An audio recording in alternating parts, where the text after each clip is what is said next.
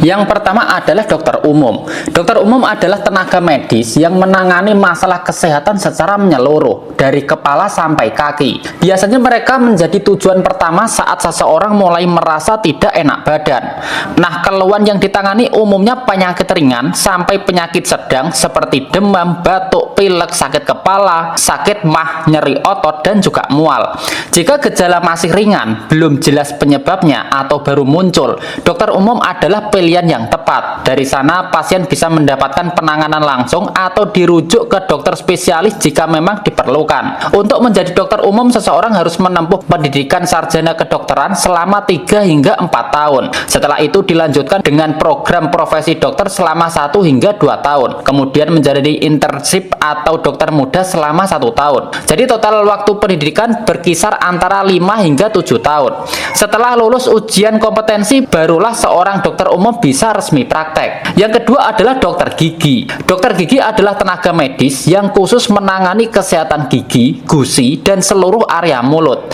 Mereka menangani berbagai keluhan seperti sakit gigi, gigi berlubang yang perlu ditambal, pencabutan gigi, radang gusi, infeksi mulut, hingga perawatan kebersihan dan kesehatan rongga mulut. Jika mengalami nyeri gigi, gusi bengkak, sariawan yang tidak sembuh, atau bau mulut yang mengganggu, dokter gigi adalah tempat yang tepat untuk diperiksa dan juga ditangani.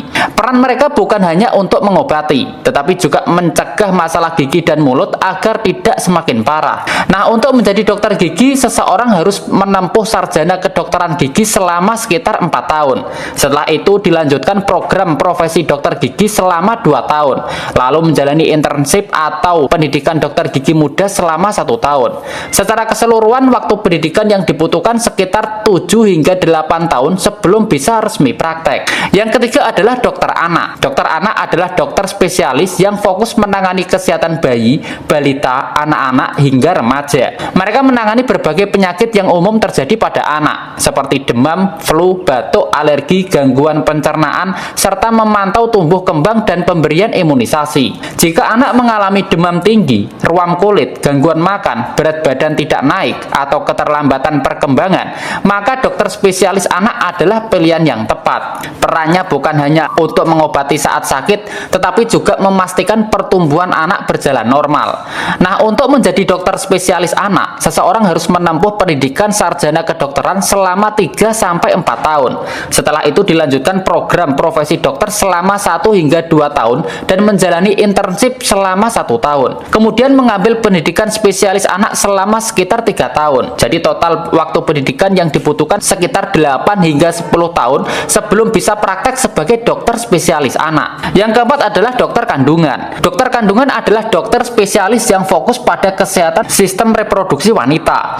Mereka menangani kehamilan, persalinan, gangguan haid, masalah kesuburan, hingga gangguan hormon dan penyakit pada organ reproduksi. Jika sedang hamil dan ingin kontrol rutin, merencanakan kehamilan, atau mengalami keluhan seperti haid yang tidak teratur, atau bisa juga nyeri yang berlebihan atau gangguan pada organ reproduksi, maka dokter kandungan adalah pilihan yang tepat. Perannya mencakup pemeriksaan, penanganan medis, hingga membantu proses persalinan. Untuk menjadi dokter kandungan, seseorang harus menempuh pendidikan sarjana kedokteran selama 3 sampai 4 tahun. Setelah itu dilanjutkan program profesi dokter selama 1 sampai 2 tahun dan menjalani internship selama 1 tahun.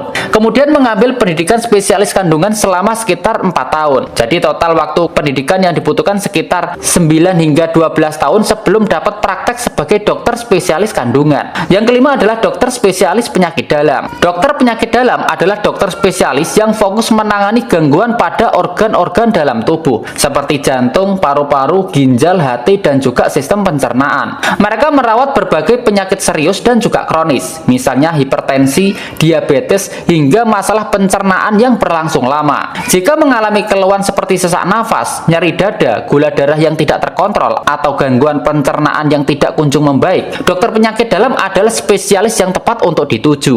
Mereka menangani kasus yang membutuhkan pemeriksaan pada organ tubuh bagian dalam. Nah, untuk menjadi dokter penyakit dalam, seseorang harus menempuh pendidikan sarjana kedokteran selama 3 sampai 4 tahun. Setelah itu dilanjutkan program profesi dokter selama 1 hingga 2 tahun dan menjalani internship selama 1 tahun. Kemudian mengambil pendidikan spesialis penyakit dalam selama 3 sampai 4 tahun. Jadi total waktu pendidikan yang dibutuhkan sekitar 8 sampai 11 tahun sebelum dapat praktek sebagai dokter spesialis penyakit dalam. Nah, yang keenam adalah dokter bedah. Jadi dokter bedah adalah dokter spesialis yang menangani penyakit atau cedera melalui tindakan operasi. Mereka melakukan prosedur pembedahan untuk mengatasi kondisi seperti cedera berat, tumor, organ yang merusak, usus buntu, batu ginjal, hingga pengangkatan jaringan bermasalah yang lain. Jika suatu penyakit tidak bisa sembuh hanya dengan obat dan memang membutuhkan tindakan operasi, maka dokter bedah adalah pilihan yang tepat. Mereka menangani kasus yang memerlukan pembedahan agar pasien bisa pulih.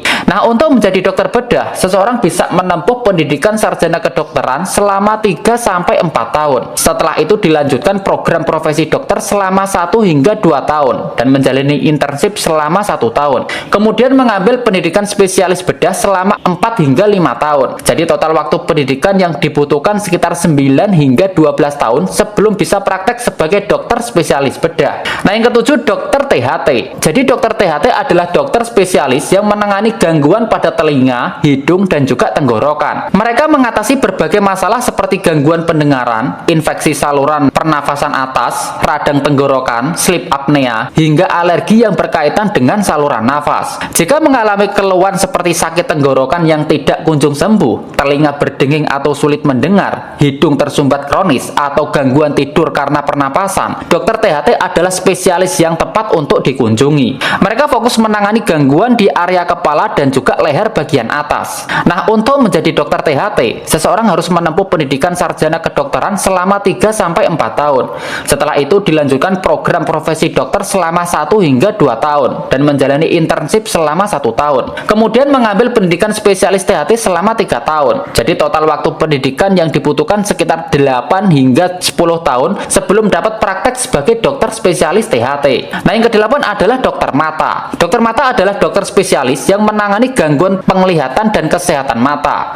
Mereka menangani berbagai masalah seperti rabun jauh, rabun dekat, katarak, glaukoma, infeksi mata, hingga kelainan mata yang lain. Jika mengalami penglihatan kabur, mata merah, nyeri pada mata, atau gangguan melihat yang mengganggu aktivitas sehari-hari, dokter mata adalah tenaga medis yang tepat untuk dikunjungi. Pemeriksaan dan penanganan dilakukan sesuai penyebab keluhan, mulai dari pemberian kacamata hingga tindakan operasi jika diperlukan. Nah, untuk menjadi dokter mata, seseorang harus menempuh pendidikan sarjana kedokteran selama 3 sampai 4 tahun. Setelah itu dilanjutkan program profesi dokter selama 1 hingga 2 tahun dan menjalani internship selama 1 tahun. Kemudian mengambil pendidikan spesialis mata selama 3 tahun.